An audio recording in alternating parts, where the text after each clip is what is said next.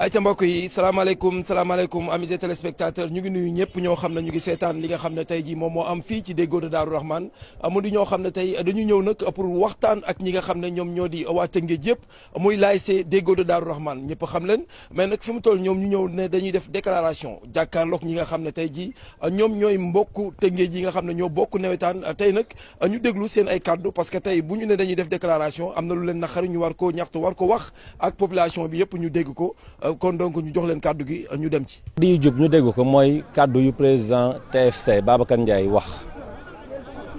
ay wax yoo xam ne nii du dëgg mu wax ko ci stade bi tey mooy que ne stade bi tey moom dafa ñëw fii def un investissement de 20 millions waa nawetaan yàqu ko loolu amul c'est faux tey man maa doon organiser la zone 3A on a tenu le match fac de la cité Filao contre Déggo Darou Rahmane. Le match s'est tenu ba mu jeex amul coow bi mu jeexee la am quelques jets de pierre police déguerpir leen ñu avancé dem siège mi dama une dizaine si échange de pierres yi la ñu gérer ko avancé war a commencé deuxième match bi officiel ak ay joueurs di xeex ay officiel joueurs si pelouse bi fii xeex boobu am indi incident mu continuer bi mu demee ba si biir ñun en toute responsabilité on a décidé d'arrêter le match. parce que gis nañu sécurité amatu fi ñu arrêté ko pour après ñu xool nu ñu koy def bu ñu statuer ci cas yi fi am ba pare ñu xool nu ñuy def la conduite à tenir loolu moo fi am bi mu amee nag benn xeer ñaari xeer am police déguerpi ñii ñu dem loolu moo fi am de Tëngéej la te on a tenu ren bu ñu gisee ne quart de finale yi dañ jël ay dispositions yu strictes et rigoureuses mooy match yëpp dañ koy démarrer à 15 heures première heure bi mu jeex 17 heures deuxième heure bi commencé à 17 heures jeex 19 heures moo ñu joué ko en diurne ci leer gi. ñu football police gérer situation bi ñu pare dem ñibbi loolu moo fi am. salaamaaleykum mbokki Tëngéej salaamaaleykum mbokki Darou Rahmane ñu ngi leen di nuyu gars yi ku si nekk sa tur ak sa sant di am kontaante am mbégte tey toog fii pour waxtaan ak yéen li nga xam ne nag tey moo waral woote bi mooy que ni Darou Rahmane depuis ce matin dañoo dégg ay information venant de la zone 3A de la CQRP comme quoi que actuellement. dañu sanctionné sanction yoo xam ne li koy waral mooy dañu bëgg a coller motif laay wax parce que li ñu wax mooy que ni Darou Rahmane après son match contre l'ASC Fac comptant pour les demi-finales dañu sooy sanctionné parce que tout simplement suñu supporters yi dañu def ay dégâts loolu nag nekk loo xam ne ñun Darou Rahmane ñun population de Darou Rahmane gis nañ xam nañ ne actuellement c'est des propos yoo xam ne ki nga xam ne moom mooy le président de la zone 3A muy monsieur Malick Ndiaye moom moo ko def après le match wax devant tout le monde que Darou Rahmane football na ñu gagné ko mu ànd ak fair play dem ñibbi sans pour autant mu def benn dégâts kon bu retourné waatee ne les supporters dañ doon def ay dégâts loolu dina xaw a jaaxal askan bi donc waral tey ñu wootee conférence de presse pour leeral wala waxtaan ak la population de Darou Rahmane waxtaan ak aussi les Rufisquois xam ne actuellement lii nii nga xam ne moom mooy wéy bu ñu ko seetaanee Rufisque wala espoiru Rufisque dina yàqu kon nekkul loo xam ne tey dañ ci war a dëgg tànk war nañ cee waxtaan de telle sorte que ñun Darou Rahmane xeexuñu jooyuñu parce que tout simplement xam nañ ne li nga xam ne moom lañ def muy évocation moom la football wax que ni bu ñu la gañee nga nangu sa défaite dama ñibbi parce que tout simplement les textes le disent mooy que ni am na loo xam ne tey boo ko gisee muy fraude am nga droit nga def évocation boo defee évocation li nga xam ne moom nga war a def mooy nga toog déglu la CQRP mu tranché bu tranché nga accepté ko donc Darou Rahmane loolu la def football na ci fair play ñu gagné ko mu accepté défaite bi dem ñibbi bi ñu demee ñibbi gis nañ que ni l'équipe adverse dafa def ay fraude parce que depuis 5 ans ñun ñu ngi gis que ni Fac li ko teree dem final lenn la mooy lan que équipe la boo xam ne c'est une équipe frauduleuse kon ñu ñëw def suñu évocation ñoom ñu gis ne kat lii nii bu wóoyee ñoom duñ football final ñu ne ok dañ ciy dëgg seen tànk tout simplement parce que le président de la zone 3A muy Malick Ndiaye Fac la dëkk cité Filao donc am na possibilité wala am na opportunité wu effacer Déggo ci compétition bi donc Rufisquois population de Darou Rahmane ñu ngi leen di woowaat encore une fois pour que xeex bi ngeen jug ngeen ñëw jàppale ñu ci pour que ensemble ñu dem jëli li nga xam ne moom mooy lu ñu moom dem jëli sunu ndam dem jëli sunu victoire dem football sunu final incha allah loolu moo waral waxtaan bi tey donc dañuy bàyyi le président ak ñi nga xam ne ñoom ñoo nekk ci table bi ñu sànni si seen i kàddu ak monsieur le président vous avez la parole merci beaucoup. Merci beaucoup SG muy Babacar Sarr notre secrétaire général li mu wax ñëpp dégg nañ ko ñun nag comme information yi nga xam ni moom lañu am pour joxe ko teg ko ci taabal ji pour waxtaan ci moo di tey si suba comme ni mu ko waxee dañoo convoqué nos délégués en CD comité directeur u zone bi ñoo leen convoqué bi ñu demee ñu gëmloo leen ni ASC Déggo dañ ko bëgg a suspendre te dañ koy suspendre pourquoi parce que nee nañ dañu defaloon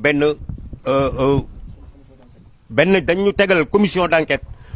d'enquête bi démb lañ ko teg en place te ñun football nañ depuis le 26 du 26 jusqu'au 6 aujourd'hui jusqu'au 4 du mois ah muy pratiquement ñaata jours 10 jours une semaine mënuñoo fexe ba am PV ou CQRP buy wane ni football nañu ci terrain ñàkk nañ ci terrain pourquoi parce que ñoom ñun dañu def évocation bi ñu def après le match comme ni ko secrétaire général waxee évocation bi ñun daf ñu leer ni dafa jàpp day jàpp raison pour laquelle ñoom ñu créé beneen comité d'enquête yónni leen sur le terrain ñu wax ni Déggo bi mu à l'issue du match dañoo génn di saccager côté face conteneur dem nañ ba taal fa ay pneus et tout ça te loolu yëpp dara nekku ci loolu yëpp dara ñun wóor nañ ni dara nekku ci dem nañ sax ba ñoom ni ci biir enquête bi monsieur Doudou Koné qui est membre de notre ASC qui est président d'honneur de notre ASC qui fut l'entraîneur de notre ASC je pense que ni du kooku la ñuy tàllal micro ou bien du kooku la ñuy woo di ko laaj ndax réellement premier adjoint au maire d'accord merci mais mani du kooku la ñuy woo dañuy tàllal di ko questionner di ko laaj ndax ASC Déggo moo doon saccager ce magasin mu naan waaw loolu xam ngeen ni du wax boo xamante ni yanu na maanaam te ñoom ci seen biir PV dañ ci mentionner le nom de Doudou Koné wax ni ci biir enquête bi moom laaj nañ ko moom nee na ñun ASC Déggo dañ doon saccager magasin ah yéen a ngi dégg bi ñu jógee ci loolu ci biir réunion bi on a appelé Doudou Koné mu ñëw ci biir réunion bi fekke ko ñii enquête ñi ni ñoom ñoo enquêté ci Doudou Koné biñ leen laajee ndax xam ngeen kii kan la dañu noo xamuñu ko mais koo xamul nooy enquêté ci moom ba pare di bind turam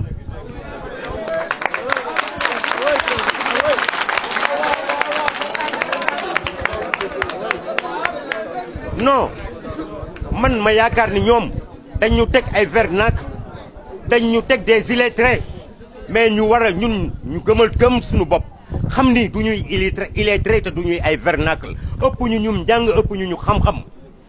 bu dee yoon dafa am ñun xam nañ fan lañ war a jaar te actuellement nii la lutte va continuer jusqu'au bout bañuñu ci dara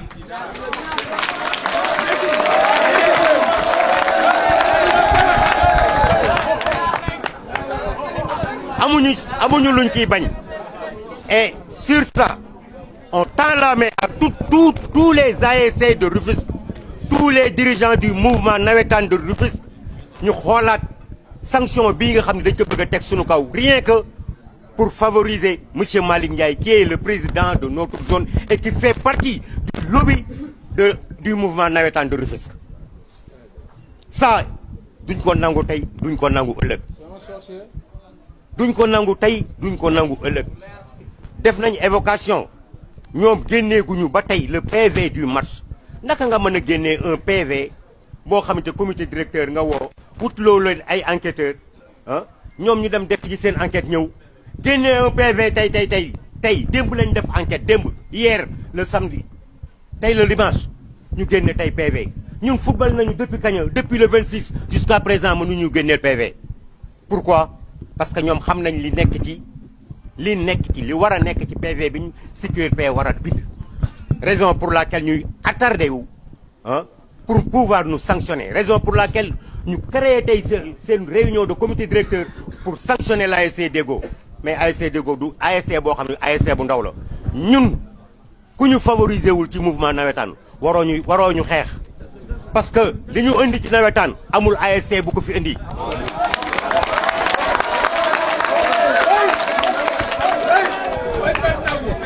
ñun dañoo innover les nawetaan de Rufisque ba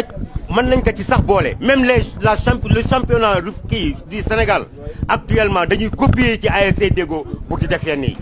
en plus forte raison nag te ñun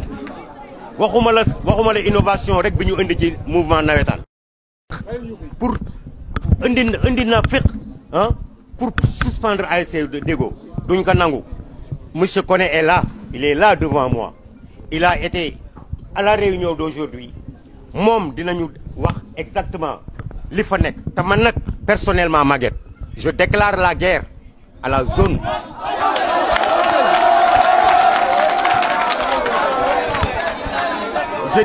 Je dis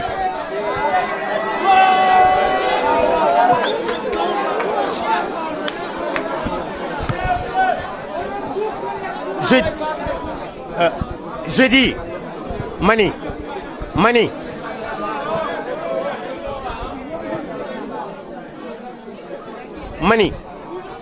je déclare la guerre à la zone. Man je ne dis pas le mouvement nawetaan mais à notre zone. Pourquoi? Parce que partout ñu ngi wax ni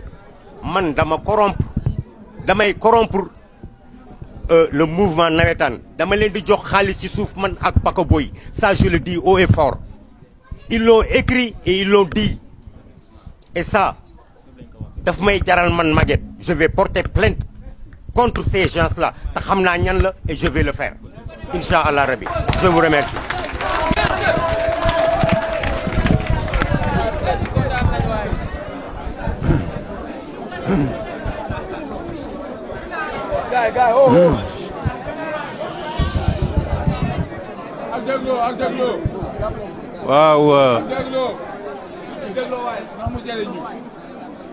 waaw merci Babacar merci Prési je pense que message bi leer na liñ ci dolli du bëri parce que effectivement j'ai été informé que tey jii ils ont tenu une réunion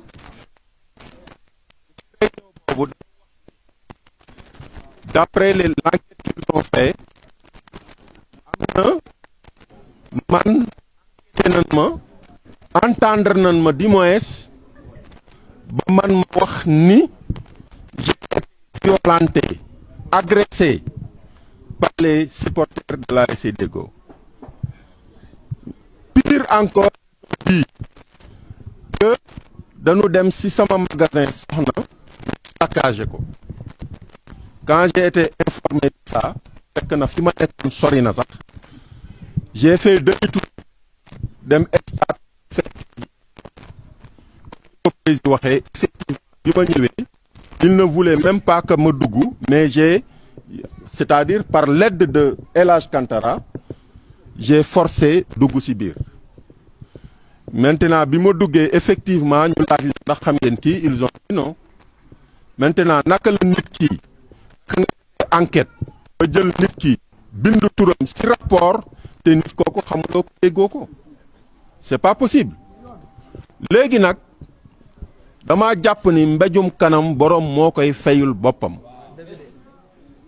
man je ne peux pas être membre fondateur de cette ASC participer à la construction de cette ASC guddi ak bëccëg ma ciy def sama xam-xam sama doole sama man-man en retour may dem di rey u xeex ASC boobu loolu nag li ko waral mooy nous comprenons xam nañ ni au-delà des nawetaan dafa am lobby boo xam ne nii dañu yaakaar ni bu ñu defee loolu ils vont me mettre en mal avec la population et la jeunesse de Darou Rahman alors que loolu mënul nekk c'est pas possible léegi nag man j'attends le rapport parce que kalaa ne naam da nga fay ne j'attends le rapport bu rapport bi génnee te man ma gis ci sama tour comme niñ ko bindee je vais saisir mes avocats et je vais porter plainte te duma leen may dara lu ñu mën benn mën naa ko fukk et c'est ça la réalité.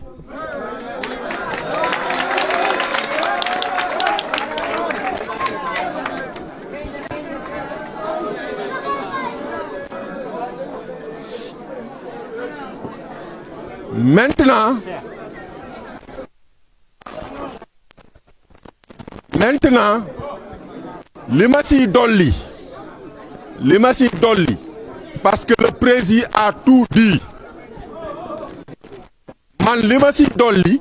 loolu nag ça n'engage que moi parce que je ne suis pas une voix autorisée pour wax lii may wax parce que le responsable moral de l'ASC c'est le président Maguette Ndiaye qui est là. Mais je pense qu'après concertation, moi, ce que je donne comme proposition, moi, nous génne si nawetaan yi bàyyi leen ak seen nawetaan parce que nit ki bu fekkee ni dalay xeex sans raison da nga koy wan ni man mii faalewuma lii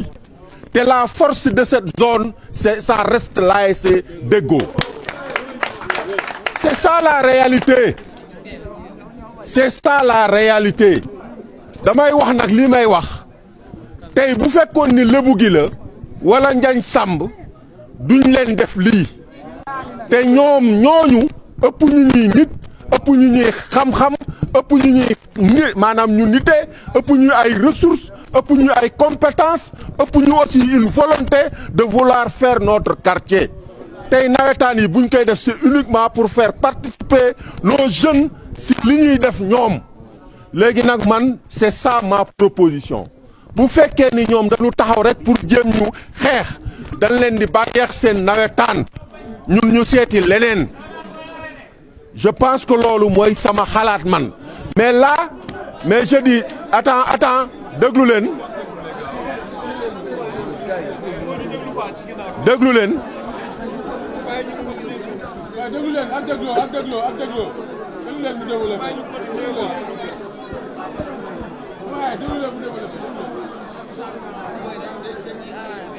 déglu leen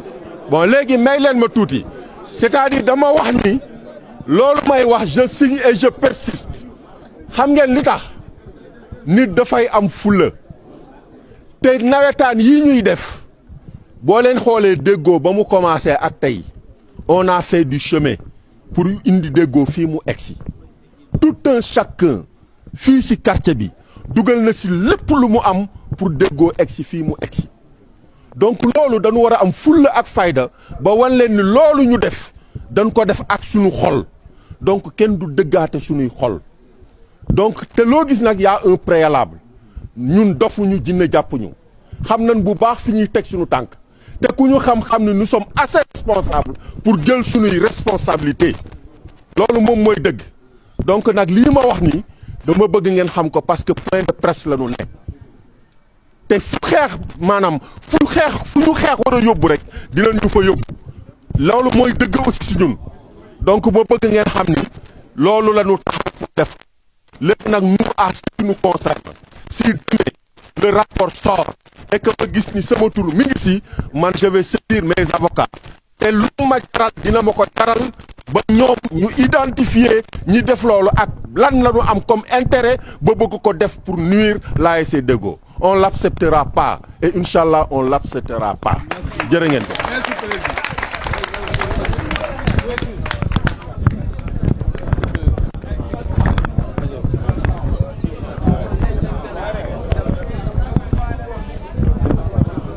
Assalamu alaikum en français. Donc bonsoir l'assistance, bonsoir Auguste Assemblée, bonsoir à tous les habitants de l'ASC Deggo. Au nom du comité directeur de l'ASC Deggo, nous remercions les supporters, les dirigeants de leur présence. Suite aux masses qui nous opposaient à l'ASC FAC, beaucoup de choses se sont passées. L'ASC Deggo note une discrimination notoire de la part des autorités, de la part des dirigeants du mouvement nawetaan. L'ASC Deggo a décidé à travers son comité directeur, de suivre l'affaire doublement. L'affaire sera suivie parce que aujourd'hui, nos ressources humaines, les personnalités de cette ASC ont été indexées. Je peux nommer M. Mahed Diop dit Pacaboy, international sénégalais, M. Magat Ndiaye, président de l'ASC Dego, et récemment M. Doudou Kone, premier adjoint au maire. Nous connaissons les raisons de ces agissements. C'est pourquoi l'ASC Dego compte porter l'affaire devant les autorités judiciaires habilitées d'une part et d'autre part poursuivre l'affaire devant les autorités du mouvement Nawetan. Donc nous userons de tous les moyens pour mener le combat jusqu'au bout. Donc retenez que le monde du football, que le monde du mouvement Nawetan retient que l'ASC Dego ne restera pas bras croisés contre cette énième forfaiture. L'ASC Dego est uni, tout le quartier est uni. Et que nous savons qu'aujourd'hui, que ces forfaitures, sont liées par la pression des autorités tapues dans l'ombre. Et nous ferons face à ces autorités. Et nous leur dirons que l'ASC Dego, le quartier de Darou Rahman, de toute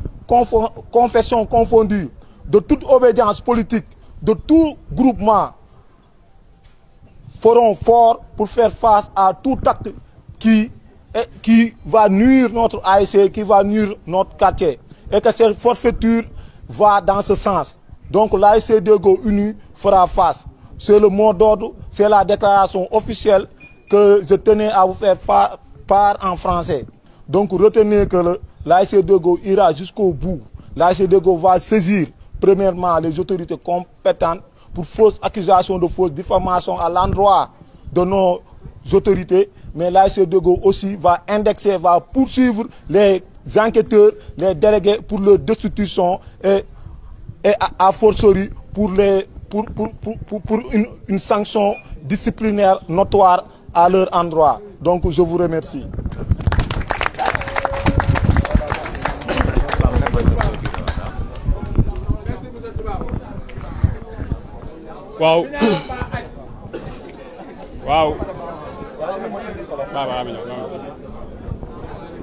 Waaw